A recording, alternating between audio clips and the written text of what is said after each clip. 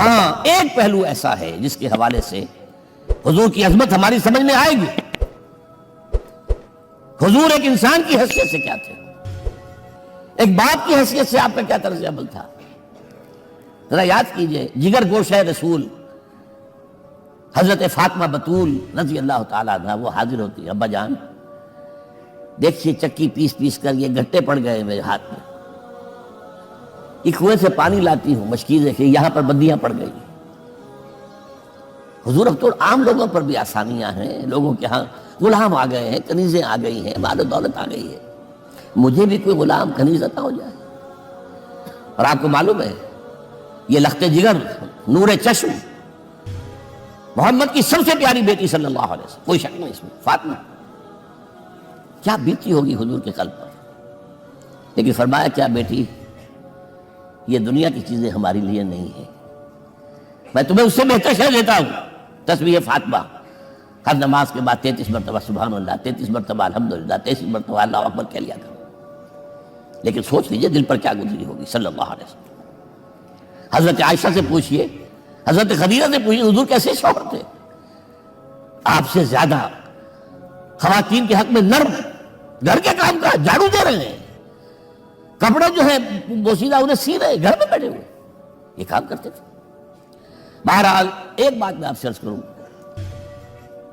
آپ انسان کی جس حیثیت کا بھی ذہن میں تصور کریں گے وہ ساری حیثیتیں محمد میں موجود ہیں صلی اللہ علیہ وسلم. محمد حاکم کی حیثیت سے بھی ہے, محمد سب سالار کی حیثیت سے بھی ہے, محمد قاضی القضات بھی ہیں, محمد ہیڈ آف دی اسٹیٹ بھی ہیں,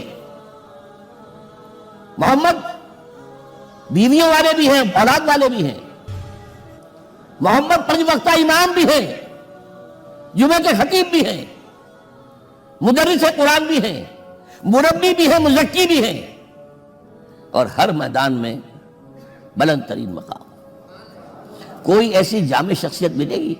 ہمارے ہاں تو حال یہ ہے کہ جو خطیب صاحب ہوتے ہیں وہ 5 وقتہ نماز کیسے پڑھا سکتے ہیں, ان کا تو اونچا مقام ہے.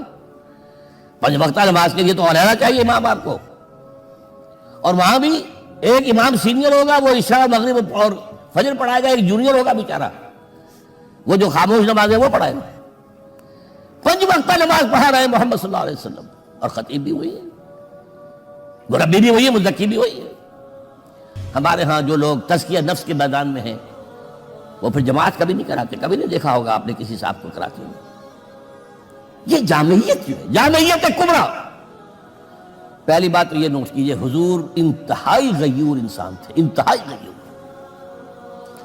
یہ کہا جاتا ہے کہ اگر حضور گھوڑے اس میں سوار ہوتے تھے اونٹ پر اور آپ کا کوڑا نیچے گر گیا تو آپ یہ کسی سے نہیں کہتے تھے کہ ذرا یہ میرا کوڑا مجھے پکڑا دینا, یہ بھی گوارا نہیں تھا. آپ اونٹ بٹھا کر نیچے اتر کر اپنا کوڑا خود اٹھاتے تھے.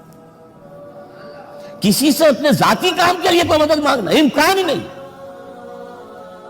بلکہ ایک واقعہ تو وہ ہے جب بھی میں تذکرہ کرتا ہوں میری آنکھوں میں آنسو آ جاتے ہیں. یہ ہجرت کے وقت کا واقعہ ہے. آپ کو معلوم ہے حضور نے تمام مسلمانوں کو مکے سے جانے کی اجازت دی, چلے جاؤ مدینے, چلے جاؤ مدینے. آپ خود تھے موجود, اس لیے کہ رسول اپنے مقام کو نہیں چھوڑ سکتا وداؤٹ ایکسپریس پرمیشن فرام اللہ سبحانہ و تعالی. اب حضرت ابوبکر پوچھ رہے ہیں حضور اجازت آ گئی نہیں آئی, آ گئی نہیں آئی, دن گزر رہے ہیں. حضرت عائشہ کی روایت ہے کہ ایک روز ہم نے دیکھا دوپہر کے وقت آ رہے ہیں حضور, کپڑے سے اپنا سر جو ہے ڈھانپا ہوا ہے. عرب میں دوپہر کے وقت وزٹ کرنا جو ہے یہ ان کے خلاف دستور ہے, ان کی تہذیب کے خلاف ہے, یہ قیلولے کا وقت ہوتا.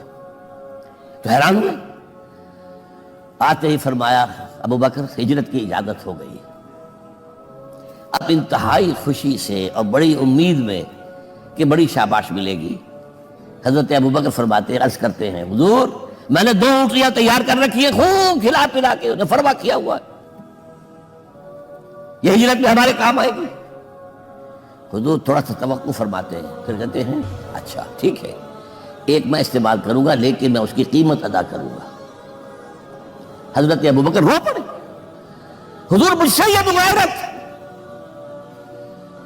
سائے کے طرح کے ساتھ رہنے والا, اس سے یہ مغایرت. ذرا سے اشارے پر اپنی کمسن بیٹی پیش کر دی نکاح کے اندر، اس سے یہ غیرت رو پڑے. لیکن حضور کی اپنی غیرت تھی، قیمت دوں. اب بتائیے مدد کا کے لیے درکار تھی؟ مدد تھی ان کے مشن کے لیے. مشن دو حصوں میں تھا، اس کو جانیے. آج کچھ علمی باتیں آ رہی ہیں. حضور کے مشن کے دو حصے، ایک ابتدائی جو تمام انبیاء اور رسول کا تھا، ایک تکمیلی جو صرف محمد کا صلی اللہ علیہ وسلم. ابتدائی کیا ہے؟ اللہ کی طرف دعوت، تبلیغ. جو دعوت قبول کر لے ان کے لیے بشارت، بشیر کہ تمہارے لیے آخرت میں جنت ہے، نعمتیں ہیں. رد کر دے ان کے لیے نذیر، خبردار کرنے والے، جہنم کے لیے تیاری کر لو. داعی اللہ، اللہ کی طرف بلانے والے.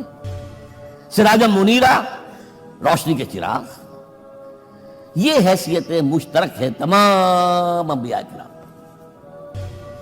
تمام انبیاء بشیر بھی تھے، نذیر بھی تھے، داعی بھی تھے، سراج منیر بھی تھے. اگرچہ ان تمام حیثیتوں میں بھی حضور کا سب سے اونچا مقام علیحدہ نمایاں ہے، لیکن حیثیتیں بنیادی طور پر مشترک ہیں. ایک حیثیت تکمیلی، اور وہ کیا ہے؟ اے نبی، جو دین آپ کو دیا گیا ہے صرف تبلیغ نہیں، صرف تعلیم نہیں، اس کو قائم کر کے دکھاؤ نظام زندگی کی حیثیت سے. 3 مرتبہ قرآن میں یہ الفاظ حضور کے لیے آئے ہیں. هو الذی ارسل رسولہ بالہدی ودین الحق لیظہرہ علی الدین کلہ. 3 دفعہ سورہ توبہ میں یہ الفاظ آئے، سورہ صف میں یہ الفاظ آئے، سورہ فتح میں یہ الفاظ آئے. وہی اللہ جس نے بھیجا ہے اپنے رسول کو صلی اللہ علیہ وسلم. الہدا، قرآن حکیم، ہدایت کاملہ، اور نمبر 2 دین حق. یہ 2 چیزیں دے کر بھیجا. کس لیے؟ تاکہ اس دین کو غالب کرے پورے نظام زندگی.